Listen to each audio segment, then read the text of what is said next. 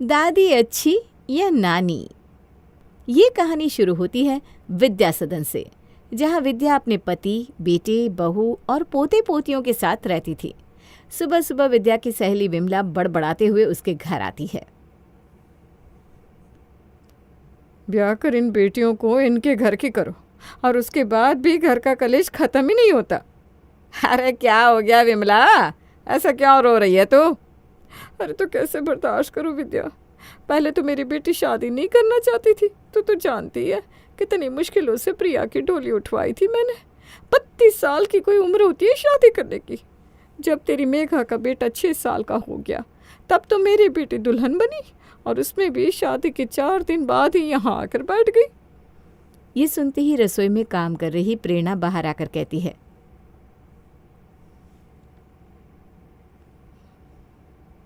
क्या प्रिया दीदी वापस आ गई?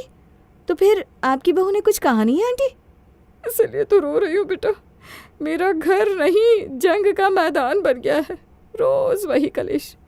परेशान हो गई हूँ मैं बेटा। कोर्ट कचहरी क्या, पुलिस थाना क्या, कुछ बाकी नहीं रहा। बताइए मम्मी जी, क्या ज़माना आ गया है। 2 दिन की आई ननदे किसी को बर्दाश्त नहीं होती, और यहाँ है हर दूसरे महीने दीदी आती रहती हैं। कभी मैंने इस बात पर कुछ कहा? ये तो मन मन की बातें हैं आंटी जी। अरे पर बेटियों की भी कुछ गलती होती है बहू, और आजकल सारी बहुएं ना तेरे जैसी नहीं होती। मानना पड़ेगा विद्या, तू तो बहुत भाग्यशाली है। और चुगली कीजिए आप आंटी बेटियों की। शायद यही सुनकर मेरी सास को समझ में आए कि उनकी बेटी किस तरह मेरे जीवन को तहस नहस कर रही है। कुछ देर बाद प्रेरणा अपने बच्चों को उठाकर उन्हें ब्रश कराने लेकर जाती है। नहीं मम्मा, आज स्कूल नहीं जाऊंगी मैं। बस आज का दिन बेटा, उसके बाद तो सैटरडे संडे की छुट्टी रहेगी, फिर हम लोग घूमने फिरने जाएंगे। तुम कितना घुमाने लेकर जाती हो मुझे पता है मम्मा। इसके पहले संडे भी तुमने कहा था हम घूमने जाएंगे। एक दिन का प्लान भी नहीं बन पाया। कहीं भी घूमने जाओ तो आने जाने में 3 दिन तो चाहिए कि नहीं पीहू? कुछ ज़्यादा ही तेज़ नहीं होगी तुम दोनों?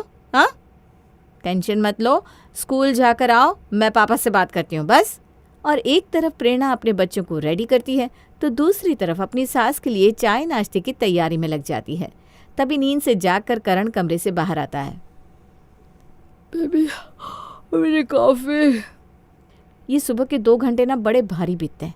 एक अकेला आदमी कितना काम करे, कोई पूछने तक नहीं आता। ला रही हूँ भाई, ला रही हूँ, मेरे भी 2 ही हाथ है करण।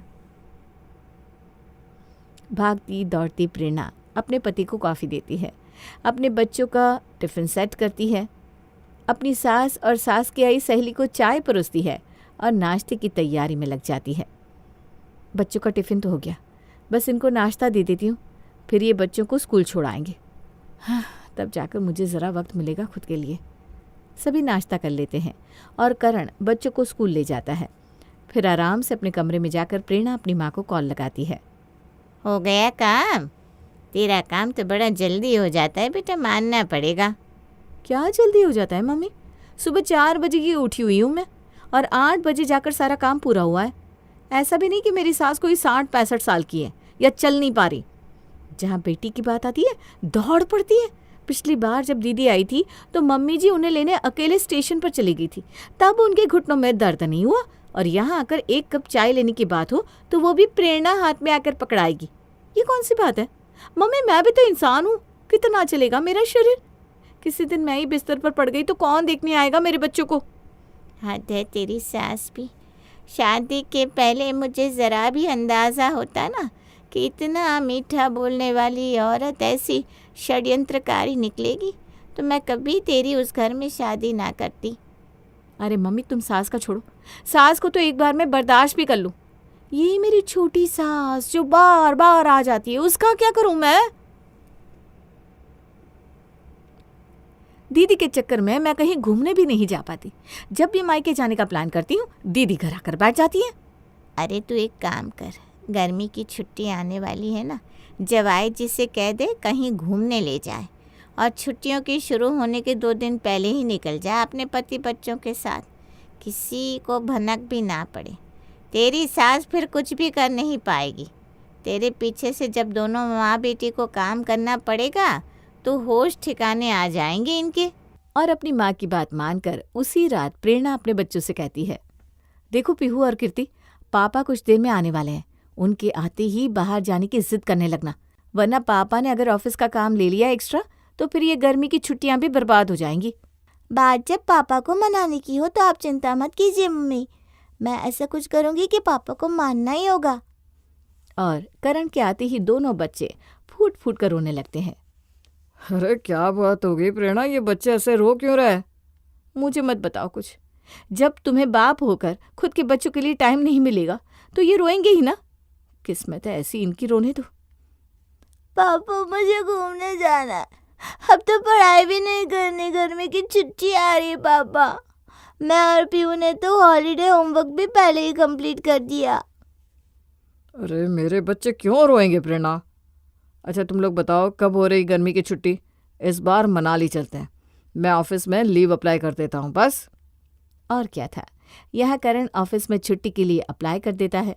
वहां अपनी सास को बिना भनक लगाए प्रेरणा कपड़े पैक करना शुरू कर देती है।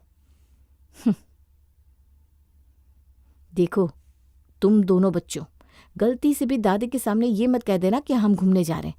हम जिस दिन जाएंगे ना उस तारीख को डायरेक्टली दादी को सरप्राइज देंगे, ठीक है? और तभी दरवाजे से अंदर आता हुआ करण कहता है, तुम्हें मम्मी को सरप्राइज देना था प्रेरणा? ओहो, तो मुझे बताती। मैंने तो मम्मी को बता दिया कि हम चारों बाहर गांव जा रहे हैं। अभी तक तो उन्होंने 10 गांव के लोगों को भी बता दिया होगा फ़ोन करके। सत्यानाश! 10 शहर को बता दे, बस दीदी को ना बताए। भागती हुई प्रेरणा अपनी सास के कमरे में जाती है, जहां वो देखती है कि उसकी सास उसकी ननद मेघा से ही बात कर रही है। हाँ बेटा, बस ये 4 लोग ही जाएंगे। नहीं नहीं, मुझे क्या टेंशन, मेरे लिए हर बार एक काम वाली तो रख ही देते हैं। तेरे पापा जी भी तो है ना साथ में, टेंशन की कोई बात नहीं है बेटा। बड़ी फिक्र करती है तू मेरी बच्ची। कब जा रहे हैं मम्मी ये लोग? बस 3 दिन बाद, आज मंगलवार हुआ ना, शुक्रवार को निकल जाएंगे चारों।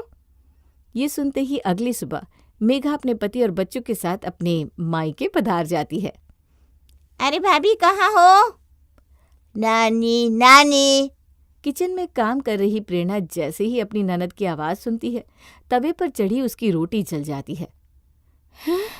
ये क्या, दीदी आ गई? नहीं नहीं नहीं नहीं नहीं, ये मेरा वहम होगा। अभी तो बच्चों की स्कूल बंद भी नहीं हुई, अभी नहीं आ सकती। अरे भाभी मुझे देखकर छिप गई क्या? कम से कम घर के इकलौते दामाद के लिए ही ठंडा पानी ला दो। इतनी गर्मी में तुम्हारे घर आए हैं। हड़बड़ाकर प्रेरणा हॉल में आती है। दीदी, आप आज यहाँ कैसे? ये क्या बात हुई? अरे दीदी का घर है, जब उनका मन हो आएगी। नहीं नहीं करण, तुम मुझे समझे नहीं। मेरा मतलब था कि जीजा जी का ऑफिस में काम होगा, बच्चों का स्कूल है, कहीं कोई सीरियस बात तो नहीं है ना? नहीं नहीं प्रेरणा, हमारे साथ कुछ सीरियस बात क्यों हो, हम तो भले चंगे हैं। कुछ सीरियस हो हमारे दुश्मनों का। वो क्या है ना, शुक्रवार को हम छुट्टियों पर निकल रहे हैं, तो मैंने सोचा अगर मैं सारी छुट्टियां बाहर घूमने में ही बिता दूंगी तो बच्चे अपनी नानी से कैसे मिल पाएंगे। नानी घर गए बिना कभी गर्मी की छुट्टियां पूरी होती है भला? इसीलिए मैं बिना बताए यहाँ आ गई। बस 3 दिन की बात है, उसके बाद तुम घूमने चली जाना और मैं मनाली निकल जाऊंगी। ठीक है बेटा, जो बिना बताए आ गई। वैसे भी ये तेरा घर है, कोई पराया घर नहीं है जो तू बता कर आएगी। कीर्ति पीहू, तुम दोनों स्कूल जा रहे हो? मत जाओ ना, आज मैं आया हूँ, हम तीनों साथ में खेलेंगे। ये छुट्टी छुट्टी छुट्टी, आज मेरा भाई आया है। कोई छुट्टी नहीं, वैसे भी तुम्हारे स्कूल ट्यूसडे से बंद हो रहे हैं और हम इसी फ्राइडे घूमने जा रहे हैं। ऐसे ही 2 दिन का अटेंडेंस मिस हो जाएगा। और अभी 3 दिन के लिए तुम्हारे भाई बहन है ना यहाँ पर, तो तुम 3 दिन स्कूल नहीं जाओगे क्या? बीमार हुए थे तभी तो 1 हफ्ते के लिए छुट्टी ली थी तुमने। रहने दीजिए ना भाभी, कौन सा ये 2-4 दिन स्कूल जाकर कोई डॉक्टर या इंजीनियर बनकर बाहर आ जाएगा। या फिर रोनी आ गया है इसलिए आप मेरे भतीजे भतीजियों को घर पर नहीं रोकना चाहती हैं? वरना लंच डेट पर जाने के लिए तो आप फ़ौरन इनकी स्कूल से छुट्टी करवा देती है, नहीं भाई? हाँ प्रेरणा, कौन सा रोज रोज रोनिया आता है। अभी तो मेघा आई ही थी कि अब तक उसने 2 बार अपनी भाभी को ताना दे भी दिया था। भाई अभी तो 3 दिन और बाकी थे, न जाने कैसे बीतने वाले थे। अरे तुझसे तो कोई बात ही करवा ले बहू, काम काज छोड़कर यहाँ बैठ जाएगी। अब मेहमान घर पर आए हैं, चाय नाश्ते का इंतजाम कर। भाभी, खाने में मिर्ची मत डालिएगा। रोनी बिना मिर्च का खाना ही खाता है। और उनके लिए खास करके प्याज की सब्जी बनाइएगा, वरना बिना प्याज की सब्जी के ये खाना छूते भी नहीं, आप जानती हैं ना। किचन में जाकर प्रेरणा खाने की तैयारी करने लगती है। नानी, मुझे 100 रुपया दो ना, मुझे आइसक्रीम खानी है। बस आइसक्रीम खाएगा मेरा बेटा, और कुछ नहीं? वैसे तो बर्गर भी खाना था नानी, पर ज़्यादा जंक फूड नहीं खाना चाहिए ना। अरे थोड़ा सा मन हो खाने का तो खा लेना, इससे कुछ नहीं होता। इतनी मुश्किल से तो मेरा लाडला मेरे घर आता है। ये ले बेटा 200 रुपये, सामने वाले आइस पार्लर से बर्गर और आइसक्रीम खाकर झटपट से आ जा, और देख कर जाना गाड़ियाँ चलती है सड़क पर। रोनी बर्गर और आइसक्रीम लेकर अपने घर पहुंचता है, जिसे देखते ही पीहू और कीर्ति उसके आगे पीछे डोलने लगते हैं। मुझे भी खिलाओ ना रोनी, मैं तो जब भी अपने लिए चिप्स लाता हूँ तुम्हें देता हूँ ना। अपना आइसक्रीम मुझे दो। अच्छा, एक ही बाइट दे दो। नानी ने इन पैसों से सिर्फ मुझे ही खाने को बोला था। अगर तुम लोग खाओगे तो तुम्हारे दांतों में कैविटीज हो जाएगी, और दूसरों के पैसे से खाने वालों के नाक भी लंबे हो जाते हैं। इसे खाने दो कीर्ति, अब हम भी इसे अपने हिस्से में से नहीं देंगे। हम भी जाकर दादी से पैसे लेते हैं, चल। पीहू और कीर्ति भागते हुए दादी के पास जाते हैं और उनसे पैसे मांगते हैं, जिस पर विद्या कहती है, अभी परसों अपने माँ बाप के साथ गया था ना तू बाहर खाने के लिए, हैं? अब फिर से पैसे चाहिए? पेट है क्या कुआ तुम दोनों का, जो भरता ही नहीं। बाहर का खा खा कर दोनों बीमार पड़ोगे, और फिर तुम्हारी माँ मुझ पर चढ़ने आ जाएगी। तो फिर आपने रोने को तो पैसे दिए ना दादी, हमें भी दो। चल जाए यहाँ से, सोने दे मुझे। विद्या के मना करते ही पीहू और कीर्ति जोर जोर से रोने लगते हैं। उनके रोने की आवाज़ सुनकर प्रेरणा रसोई से बाहर आती है, जहां पीहू उसे सब कुछ सच सच कह देती है, जिसे सुनते ही प्रेरणा का खून गर्म हो जाता है। ये सब सुनने के बाद अगर बहू चिल्लाए तो फिर सब कहते हैं, 2 दिन की आई हुई बहू को ननद राज नहीं आ रही।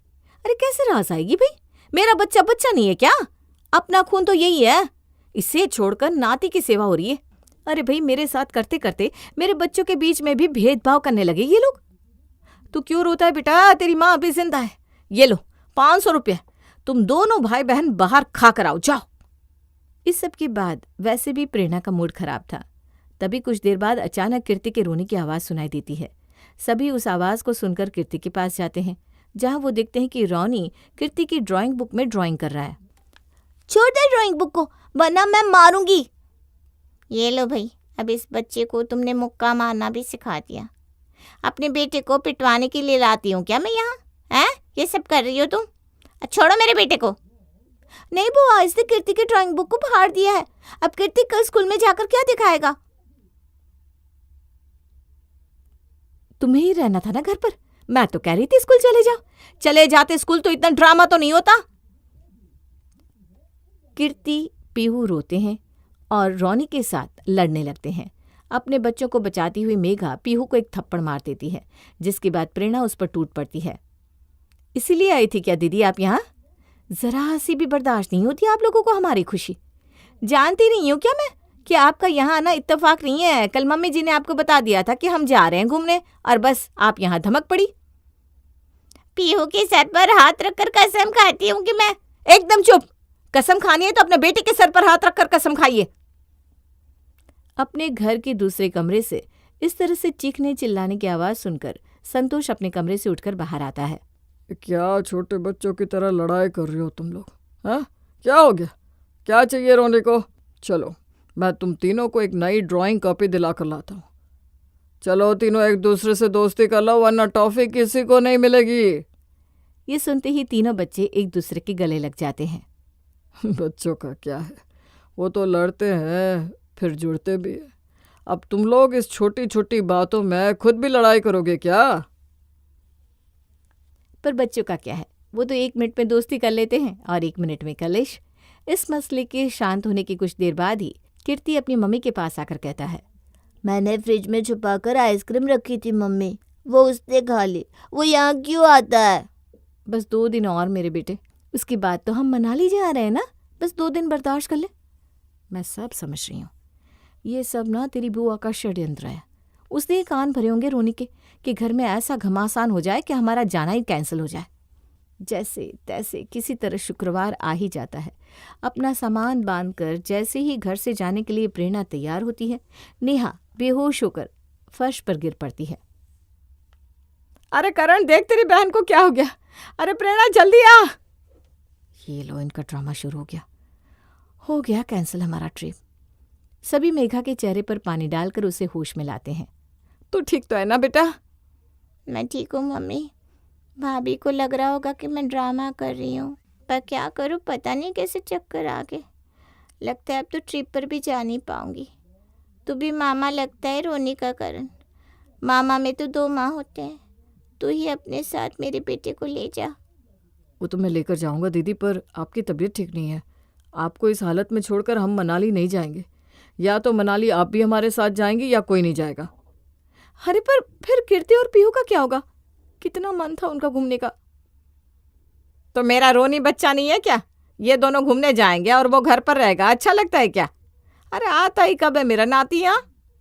मैं जा रही हूँ अपने बच्चों को लेकर घूमने के लिए। आपको अपनी बहन के पास रहना है करण, तो आप रहिए। उनकी दादी को भले नानी बनने का शौक हो, पर मुझे मम्मी से पहले माँ बनने का शौक है।